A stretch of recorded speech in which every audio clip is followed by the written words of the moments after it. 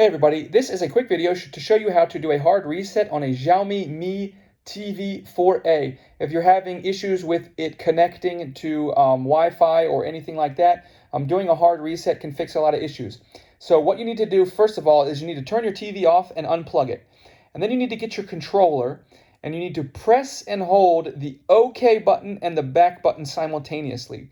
And as you push the OK button and the back button simultaneously, then you can plug in your TV and continue to hold those two buttons. Keep holding them the whole time. Your TV will turn on, continue to hold them, and then you will eventually open into this recovery menu, where then you can scroll down and choose Wipe Data Factory Reset. And once you click on that, it will open up this confirmation page, and you're going to scroll down to Factory Data Reset. And once you hit OK here, there's no going back. It will fully reset your TV and wipe everything off of it, any like settings or apps or anything that you have.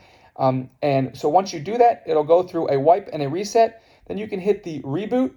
Your TV will turn off and it will turn back on like the day it came out of the box. Thanks a lot for watching. Have a great day.